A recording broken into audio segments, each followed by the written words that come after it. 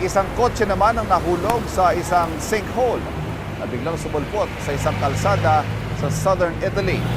Apektado nito ang 2 lane ng daan. Ayon sa otoridad, walang nasaktan sa mga sakay ng kotse. Ang sinkhole ay dulot daw ng malalakas sa pag-ulan sa lugar. Nagkaroon din ng matinding baha, mga landslide at mudslide sa iba pang bahagi ng southern region ng Italy dahil sa masamang panahon.